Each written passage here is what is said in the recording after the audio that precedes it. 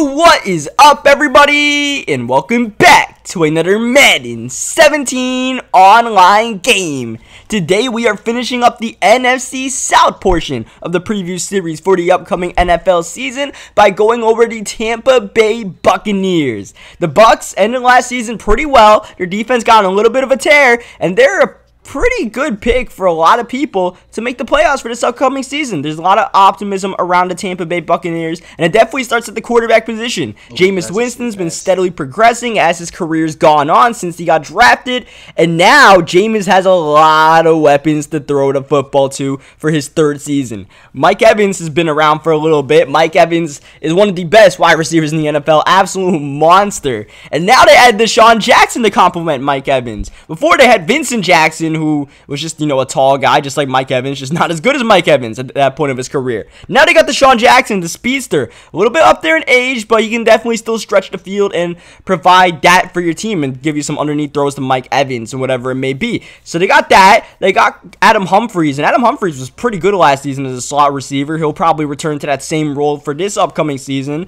And then Cameron Brate was one of the underratedly good tight ends. Unless you play fantasy football, Cameron Brate was one of the best tight ends as far as, getting fantasy points, and he was one of those guys that if you picked him up on the waiver wire, you were doing pretty good. But, you got Cameron Brate coming back, and then they drafted O.J. Howard with their first pick in this year's draft. So if O.J. Howard performs like what many people believe he is, which is the best tight end in this year's draft, then this is a scary offense. And Tampa Bay's passing offense was pretty good anyways last season. It wasn't an elite passing offense, but, they put up numbers. I think they were like a top 15 team in passing touchdowns and passing yardage. So, Jameis Winston at the quarterback position, definitely nothing to laugh about. That's something that you kind of fear when you go against this Tampa Bay Buccaneers team, because they could definitely make the leap. But Jameis Winston at the quarterback position also provides a lot of turnovers, as a lot of young quarterbacks do, and that could happen this upcoming season. Tampa Bay, when you watch a Tampa Bay Buccaneers game last season, there were turnovers to be had, whether it was the offense committing turnovers or the defense forcing turnovers. That's just the way the Bucs played this season, or last season. And part of that is, like I said, that defense. We'll get to them in just a sec, but also want to go over the running game for this team, because as much as we're excited about the passing game, I might equally be as not excited about the running game for this upcoming season. Doug Martin suspended for the first couple of games this season, first 3 games, and even then, he wasn't really that good last season anyway, so no one really knows what Doug Martin's providing to the team. Jacquizz Rodgers is on the team, and he's a good running back to have as far as, part of a committee. He's like the most average running back ever, but he's good to have on the squad. So if Doug Martin can provide you something, and then they got Charles Sims, they're going to hope Charles Sims is healthy this year.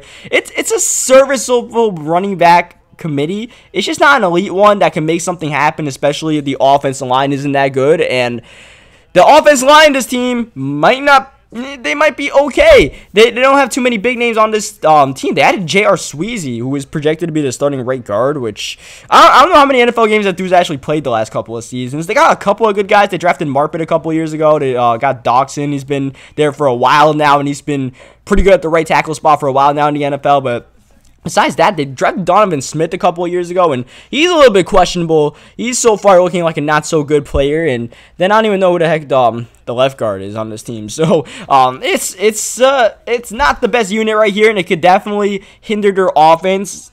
This offensive line might take a little bit of a regression, so that's why they're hoping the defense can play like they did at the end of last season, and hopefully better than they did at the end of last season, because there's a lot of pretty good names on this unit, starting off with Gerald McCoy. Gerald McCoy's been one of the best defensive tackles in the NFL since he got drafted, and with this front line, it's not an elite front line, but, collectively, these guys get to the quarterback pretty well. They got quite a bit of pressure on the quarterback, and the secondary is decent enough, but it's not a great secondary, so you definitely want to make sure you get pressure to the quarterback before holes get open, and they did a pretty good job of that, especially at the end of last year. McCoy's on there. Chris Baker's inside, also helping to stop the run. Robert Ayers got signed last year. I don't know why my Giants didn't re-sign Robert Ayers after he became a free agent, because he was really good for us, and what do you know, he was really good for Tampa Bay as well. And on top of that, they have Noah Spence. He's pretty decent, and then the linebacking core, Quan Alexander and Levante David are the 2 guys that are going to be out in coverage and stuff like that. Quan has been a pretty good young linebacker so far. He's been a pretty good pick for those guys. And then Levante David hasn't really been playing at an elite level. He's just kind of an up and down player the last couple of seasons, but he's still a really good coverage linebacker. So as long as Levante David and Quan Alexander are out there, it should be a pretty good unit. And then the secondary, it's Brent Grimes, who a lot of teams just seem to like to give up on Brent Grimes, but he's, if he has a down season, he usually bounces back and has a pretty good season the next season. So Brent Grimes is just one of those guys, he's been around the league, and whatever team he's been on, he's been pretty good, and he was pretty good for Tampa Bay last year. Unfortunately, didn't have much help otherwise at the cornerback position.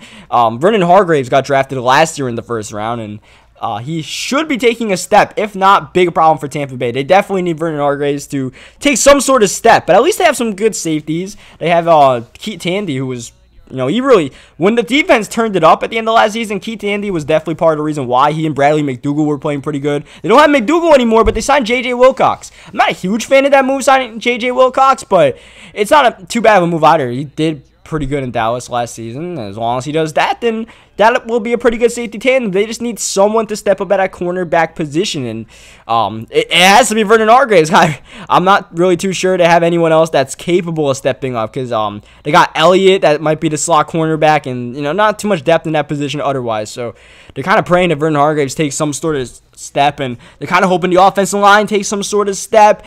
But otherwise, this team, last year, they got hot, but it's like they beat the teams that they were supposed to be last year. And then when it came to playing Dallas on Monday Night Football, that's when they lost, and you could tell they weren't ready for that game, but they were ready to play like Carolina in Week 17 and win that close game, but not necessarily, Dallas on Monday Night Football. And then, by the way, it's definitely worth mentioning with the Tampa Bay Buccaneers, they have like the most heckle and jive special teams. I think I said that right. Jekyll and Hyde. That's what it is. I don't know how I said what I said before, but their special teams unit is basically a flip-flop. The kicking team, Robert Aguayo, like, what are we doing here, man? Drafted way up high in the draft, and you can barely make kicks. You remember that Monday night game against Carolina? They barely won it, and, the only reason why it was close because Robert Aguayo couldn't hit a field goal to save his life. But the punting team for Tampa Bay is actually really good. They had one of the best punting teams last year when it came to, coverage after the punt, and even, punting and, pinning guys, whatever, yard line, stuff like that. Tampa Bay's punt unit was, randomly one of the better punting units last season. So if they could keep that up, that would be good. And as long as they get Robert Aguayo to help out, things will be good for Tampa Bay. Looking at the draft classes the last couple of seasons, they've done good in the first round. They haven't gotten too many value picks later on in the draft. The 2015 draft in particular was a good one for them. They got Jameis, they got Ali Marpet, they got Quan Alexander in that one in the 4th round. Last year's draft, Noah Spence. I like Noah Spence. Aguayo was definitely a questionable pick. And, besides Noah Spence, it might be a pretty questionable draft in general, depending on how Hargreaves does. This year's draft, they drafted O.J. Howard at the 1st round of tight end spot. He and Cameron Brate are going to be a mean duo, potentially. Justin Evans drafted at a safety spot. They might come out some 3 safety looks. Maybe put J.J. Wilcox near the line of scrimmage, or Keith Tandy. We'll see how that, or he'll just get, limited playing time in like nickel or dime formations or something like that. We'll see how it works out. And then, 3rd round, they drafted another wide receiver. As if they needed more receiving guys, they drafted Chris Goodwin out of Penn State. And then, otherwise, the 4th round and stuff. If you get anything out of that, it's not really worth mentioning. If you get anything out of that, that's an absolute steal to draft a linebacker in the 4th round. So, overall, Tampa Bay, I'm not sure that they're ready to make a playoff push this year. They definitely could if things fall the right way, but their schedule is a little bit tough. When I looked at it, they got to play New England, they got to play the Giants, they got to play, Green Bay, they got to play the whole NFC North, which is a tough division. You got to play New England at some point in the season. Then their own division is pretty scary. So I think the Bucks kind of finished what they did last year with an 8-8, 9-7 record, maybe 10-6. I think they will be around the playoff bracket for a wild card spot. I think they'll be fighting in that area. Maybe a division of, the division leader isn't that good. I think Tampa Bay will definitely be in that area. I just don't think that they're going to make the playoffs this year. I think it's going to be really close. I just think there's a couple of NFC teams that I would put in wildcard contention over them, but they're definitely in that area, and if things break the right way, Tampa Bay can definitely make the playoffs because they have a potentially very scary offense next season. So leave a like in the video if you guys enjoyed it. Subscribe for more Tampa Bay fans, and let me know how you're feeling about this season. A lot of young guys, a lot of optimism around this team. Maybe this is the breakout year for the Tampa Bay Bucks. Let me know if that's what you're feeling this year, and I'll catch you guys next time.